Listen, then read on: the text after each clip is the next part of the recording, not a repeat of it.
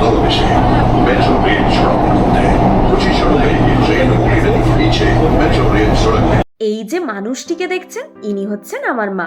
সন্ধে হতে না হতেই উনি আবার কাঁসার থালা নিয়ে হাতে চন্দন পেড়ি নিয়ে বসে গেছেন চন্দন ঘুরতে। কেন সেটা একটু পরেই বলছি। নমস্কার বন্ধুরা, কেমন আছেন সবাই? আশা করছি সবাই খুব ভালো আছেন, আমিও ভালো আছি। স্বাগত জানাই প্রতিদিনের অক্সিজেনের নতুন ব্লগে। এই বছর মায়ের নতুন 2 জামাই হয়েছে, তবে আগে যে জামাই ছিল না সেরকম নয়। আমার বড় জিজু থাকেন দিল্লিতে, উনি সাধারণত আসতে পারেন না, তো জামাই ষষ্ঠীতে মাকে একাই কাটাতে হয়।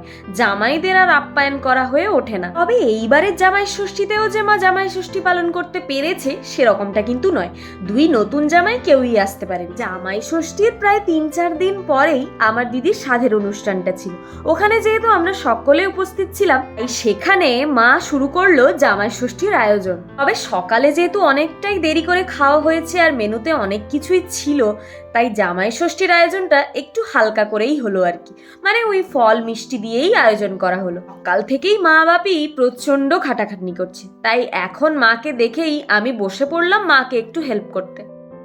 এ আবার কেমন শালি রে বাবা, জামাইয়ের জন্য তৈরি করা ফল মিষ্টিগুলো ও এসেই উঠিয়ে উঠিয়ে খেয়ে যাচ্ছে। ভাবা যায় মানুষের কত ধরনের লোভই না হতে পারে, তাই না? আমাদের সবার আদরের ছোট বোন বলে কথা, তাকে কি আর না বলা যায় বলুন তো? মায়ের আয়োজন প্রায় শেষের দিকে, তবে জামাইদের এখনো দেখা নেই। শ্বশুরের সঙ্গে জামাইরা ঘুরতেই ব্যস্ত মার্কেটে। আজকের দিনটা আবার ফাদার্স ডেও ছিল, তো আমরা 3 বোন একটা কেক অর্ডার করেছিলাম জোম্যাটো থেকে বাপিকে সারপ্রাইজ দেবো বলে। আমাদের মতো মধ্যবিত্ত ফ্যামিলির মানুষজনদের এই অ্যানিভার্সারি মনে রাখাটা খুবই চাপের, কারণ মা বাপি তার নিজেদের অ্যানিভার্সারিটা হয়তো মনে আছে, তবে কোনোদিন বলবে না। আর আমরাও সেভাবে কোনোভাবে সেলিব্রেট করতে পারিনি, তাই আজকে ফাদার্স ডে দেখে ভাবলাম বাপির জন্য যদি একটা কেক এনে বাপিকে আমরা খুশি করতে পারি তাহলে ভালোই লাগবে, হয়তো বাপিরও ভালো লাগবে। তবে জানেন তো, এই সারপ্রাইজটা কিন্তু আমাদের বিফলে যায়নি। বাপি কিন্তু ভীষণই খুশি হয়েছে, আর সেটা দেখে আমাদেরও ভীষণ ভালো লেগেছে। সাধারণত বাপি এগুলো ভীষণভাবেই এড়িয়ে যায়। আমাদের জন্মদিনে আমরা এদিকে কেক কাটছি, কিন্তু বাপি ওদিকে কোনো না কোনো কাজে ব্যস্ত আছে। কিন্তু আজকের দিনটা দেখলাম বাপি নিজের থেকেই এসব অ্যাকসেপ্ট করছে। কি ভালো লাগে, তাই না? তবে এটা ঠিক, বাবা মাদের জন্য কখনো একটা দিন ফাদার্স ডে বা মাদার্স ডে হতেই পারে না। সন্তানদের জন্য তাদের যে স্যাক্রিফাইস, নিজেদের কষ্ট হলেও সন্তানদের মুখে হাসি ফুটিয়ে রাখা, এগুলো কিন্তু খুব একটা সরল কাজ নয় বলে আমার মনে হয়। তবে হ্যাঁ, এই ছোট্ট ছোট্ট সেলিব্রেশনস গুলো আছে বলেই আজকে আমরা কারুর মান ভাঙাতে পারি, কারুর মনও ভালো করতে পারি, তাই না? বড় কিছু যে করতেই হবে, না করলে চলবে না, সেই রকম ব্যাপারটা নয়। যাকে যাক, বাপি তো কেক কেটে ফেলেছে। এরপর আমরা একে একে বাপিকে কেক খাওয়াচ্ছিলাম আর ফাদার্স ডে উইশ করছিলাম। সঙ্গে আবার জামাইরাও যোগদান দিলেন। এই যে আমার বড়মশাই আবার বাপিকে খাওয়াচ্ছে। বাপি আর কেক খেয়ে খেয়ে পারছে না, শেষে আবার মেজো জামাইও এলো খাওয়াতে। আগে 4 মেয়ে ছিল, এখন তো 3টে জামাইও অ্যাড হয়েছে, তার মানে 7 জনের হাত থেকে তো খেতেই হবে। ওদিকে ফাদার্স ডে সেলিব্রেশন শেষ করেই আমরা আবার বসে পড়লাম জামাই ষষ্ঠী পর্বতে। ও মা, এ কি কাণ্ড! জামাই ষষ্ঠী পর্ব শুরু হতেই দেখছি শাশুড়ি আর জামাই মিলে টুইনিং করা হয়েছে।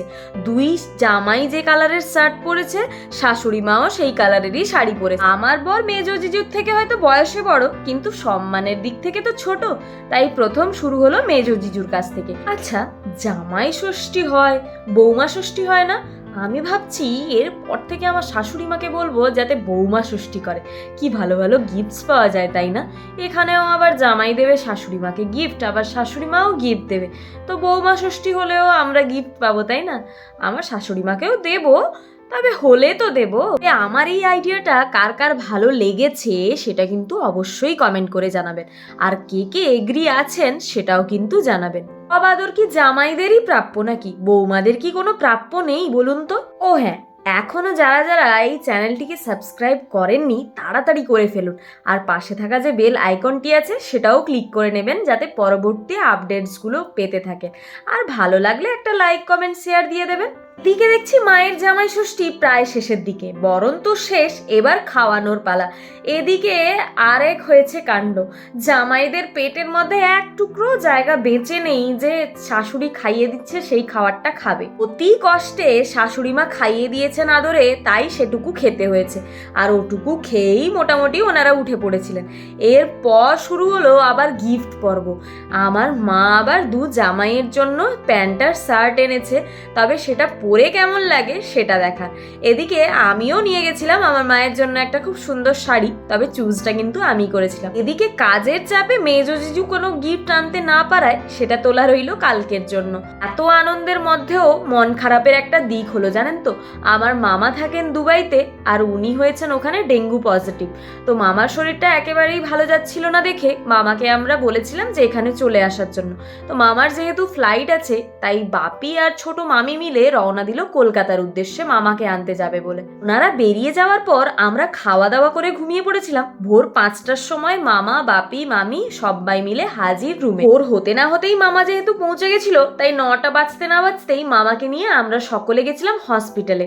আমরা ভাবছিলাম যে মামাকে হয়তো হসপিটালাইজড করতে হবে, কিন্তু ডক্টর বললেন রিপোর্ট একবার করা হোক, তারপর যদি ঠিক না আসে তখন হসপিটালাইজড করা যাবে। তো আমরা রিপোর্ট করতে দিয়েই রুমে চলে এসেছিলাম। ও সঙ্গে মায়ের জন্য আবার দিদি আনলো একটা শাড়ি। কালকে জামাই ষষ্ঠী পর্বতে মায়ের এই গিফটটা আবার ডিউ থেকে গেছিল। যাই হোক, শাড়িটা কিন্তু বেশ সুন্দর ছিল, আমি দিদি সবাই মিলেই পছন্দ করে এনেছিলাম। আজকে আবার আমার ট্রেন আছে, চলে তো আমাদের যেতেই হবে। এদিকে দেখছি আজকের মেনুতে মাংস সঙ্গে আলু ভাজা, বেশি কিছু মেনু করা হয়নি, তাতে সবাই লাইট খাবার খেয়ে যেতে পারে নিজেদের কাজের জায়গায়। ছুটি নেব এই আনন্দটাই মনের মধ্যে ঠিক আছে, ছুটিটা যখন নিয়ে নিই এত তাড়াতাড়ি দিন চলে যায়, মনের কোণে কোথাও যেন একটা খারাপ লাগার বাসা বেঁধে যায়। আর এই সময়গুলোতে মনে হয় ইস, যদি আমি ঘরেই থাকতাম, যদি চাকরি না করতাম তাহলেই ভালো হতো। যথারীতি সবাই খাওয়া দাওয়া শেষ করেই বেরিয়ে পড়েছিলাম। আমি যাব আমার গন্তব্যস্থলে কাজের জায়গায়, আমার হাজবেন্ডও যাবে তার কাজের জায়গায়, মা বাপি যাবে বাড়ি। বোনের যেহেতু ছুটি ছিল তাই বোনকে আমরা থাকতে বললাম, আর মামা মামি দিদির রুমেই আছে, ওনারা আবার পরে যাবেন। আমরা যখন বেরিয়ে আসছিলাম দিদির মুখটা একেবারে শুকিয়ে গেছিল। আসলে সবাই থাকলে এত আনন্দ হয় যে এই আনন্দটা ঘোরটাই কাটতে চায় না। এটা হচ্ছে মেদিনীপুর স্টেশন, যেখান থেকে আমি আমার হাজবেন্ড ট্রেন ধরবো কলকাতা যাওয়ার জন্য। ওখানে আবার 10:30টায় ট্রেন আছে। তবে মেদিনীপুরটা কিন্তু অনেকটাই বড়। যেখান থেকে আমরা এলাম এখন সেটা হচ্ছে মেদিনীপুর টাউন। তবে মেদিনীপুর কিন্তু আরো দুটো ভাগে বিভক্ত, পূর্ব মেদিনীপুর আর পশ্চিম মেদিনীপুর। আমার বাবার বাড়ি হচ্ছে পশ্চিম মেদিনীপুর আর আমার শ্বশুর বাড়ি হচ্ছে পূর্ব মেদিনীপুর। আচ্ছা আপনারাই বলুন তো, শহরের জীবনযাত্রা ভালো নাকি গ্রামের? আমার তো মনে হয় গ্রামের।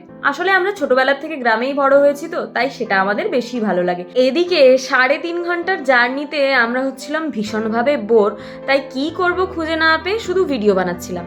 সিক্রেটলি আমি অন্য কিছু তোলার চেষ্টা করেছিলাম, মানে আমার হাজবেন্ড ঘুমোচ্ছিলেন তো সেই ভিডিওটাই আমি নেওয়ার চেষ্টা করছিলাম, কিন্তু কোনোভাবেই সেটা সম্ভব হয়ে ওঠেনি। যাক বাবা, এবার আমরা হাওড়া স্টেশনে পৌঁছে গেছি। তবে এই হাওড়া স্টেশনে ঢুকতে গেলে ট্রেনটা এতটাই স্লো হয়ে যায়, মনে হয় এখান থেকেই লাফ দিয়ে একেবারে দৌড় দিই স্টেশনের উদ্দেশ্যে, তাহলে হয়তো ট্রেনটার আগেই আমিই পৌঁছে যাব।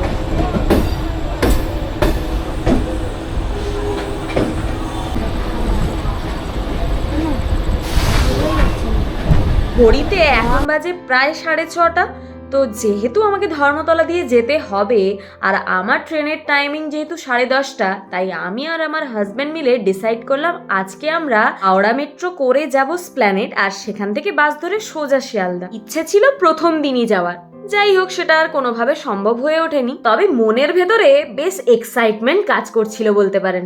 নদীর তলদেশ দিয়ে মেট্রো করে যাওয়ার অভিজ্ঞতা কেমন হবে সেটারই এক্সাইটমেন্ট কাজ করছিল দুজনের মধ্যে। বাস তারপরে আর কি, এক্সাইটমেন্ট দূর করতেই ঢুকে পড়লাম মেট্রো স্টেশনের ভেতরের দিকটায়। সামনের এন্ট্রান্সটা কিন্তু বেশ ছিল, তবে প্রথমবার একা গেলে কিন্তু কনফিউশনে ভুগতে হবে, অনেকটাই হেঁটে যেতে হবে, তো কারুর সঙ্গে যাওয়াটা বেশি বেটার বলে মনে করলাম আমি। তবে এমনি মেট্রোতে যেরকম 2-3 মিনিট অন্তর মেট্রো থাকে, এখানে কিন্তু সেরকমটা নয়। এখানে প্রায় 15-20 মিনিট অন্তর একটা করে মেট্রো থাকে।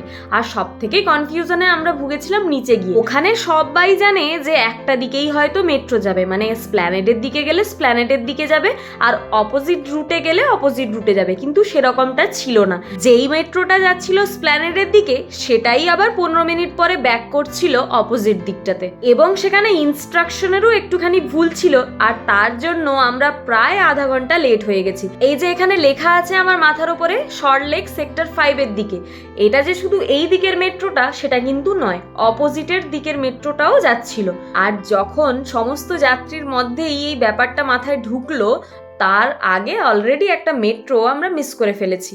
আমার যেহেতু ট্রেন ছিল সেখানে একটু ভয়ই পেয়ে গেছিলাম বলতে পারেন। এই যে মেট্রোটা ঢুকছে দেখতে পাচ্ছেন, এই মেট্রোটা অ্যাকচুয়ালি স্প্ল্যানেডের দিকেই যাচ্ছিল, কিন্তু আমাদের বুঝতে ভুল হওয়ায় আমরা এই মেট্রোটা মিস করে ফেলি। আর সব থেকে বড় ব্যাপারটা হলো এখানে কোনো পুলিশও নেই যে আমাদের ঠিক ইনস্ট্রাকশনটা দেবে। এই মেট্রোটাই 15 মিনিট বাদে এসে আবার ছুটলো ময়দানের দিকটাতে। তবে ময়দান থেকে স্প্ল্যানেড যাওয়ার এই মেট্রো রুটটি কিন্তু বেশিক্ষণ সময় একেবারেই লাগে না। তবে এই হাওড়া স্টেশনের মেট্রোর ভেতরেরটা কিন্তু ভীষণই সুন্দর, সুন্দর করে কাজ করে ঘেরা আছে, কেউ চাইলেও কাচের ওদিকটায় পার হতে পারবে না।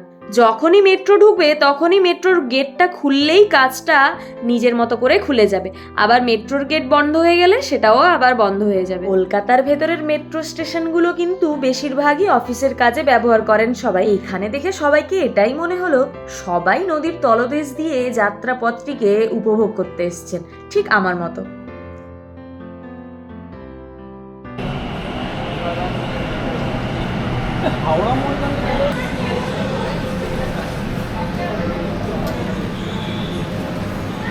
গিয়ে সুবিধা হলো চেনা এই কালো দাগ দুটো, যেদিকে ইনস্ট্রাকশন দেওয়া আছে সেদিকেই যদি আপনার গন্তব্যস্থল হয় আপনি দুদিকের মেট্রো করেই যেতে পারেন। যাক বাবা, শেষমেশ আমাদের মেট্রোটা এসে পৌঁছলো। দুটো মেট্রো মিস করেছি, আর এটা মিস করলে কিন্তু আমি আজকে আর ট্রেন ধরতে পারবো না। তাই আর বিলম্ব না করে গেটটা খুলতেই আমরা সকলে উঠে পড়লাম। যেহেতু বেশি ভিড় ছিল না তাই উঠেই সঙ্গে সঙ্গে আমরা বসার জায়গা পেয়ে গেছিলাম। বাইরের এই তীব্র গরমের হাত থেকে বেঁচে এই চিল্ড এসির মধ্যে যখন ঢুকলাম তখন মনে হচ্ছিল জীবনে আর কিছুরই দরকার নেই, এই চিল্ড এসিটারই এখন ভীষণ প্রয়োজন। তবে মেট্রোর মধ্যে আমরা যারা ছিলাম সকলের একটাই চিন্তা ছিল, জলটাকে কি দেখতে পাবো। সেই আশাতেই আমরা কাঁচের বাইরে এক দৃষ্টিতে তাকিয়েছিলাম, কিন্তু সেই আশা আমাদের আর পূর্ণ হয়নি। আর ভালো লাগাটা তখনই আরো বেড়ে গেছিল যখন বলল যে আমরা প্রবেশ করতে চলেছি হুগলি নদীর তলদেশে।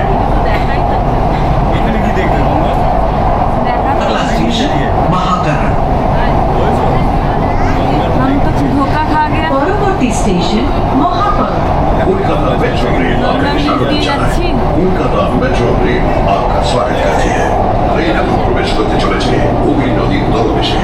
मेट्रो रेल सड़क होते कुछ ही क्षणों में ये ट्रेन हुगली नदी के नीचे मेट्रो रेल सड़क মাত্র 3 থেকে 4 মিনিটের মধ্যেই পৌঁছে গেছিলাম স্প্ল্যানেড। মনটাও একটু খারাপ হয়ে গেছিল, আরো যদি একটু বেশি দূর যেতে পারতাম কি ভালোটাই না লাগতো।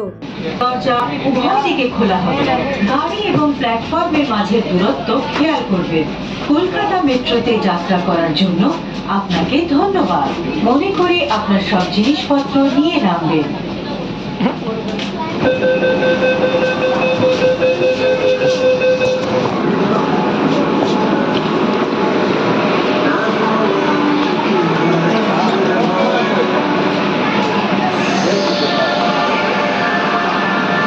প্ল্যানেডে প্রায়ই আমি শিয়ালদাগামী বাসগুলো ধরার জন্য যখন দাঁড়িয়ে থাকি এই ট্রামটা সেখান দিয়ে পাস করে। অনেক দিনের ইচ্ছে ট্রামে চড়ার, যখন চড়বো তখন অবশ্যই আপনাদের সঙ্গে শেয়ার করব। আজকের ভিডিওটা এখানেই শেষ করলাম, ভালো থাকবেন, টাটা।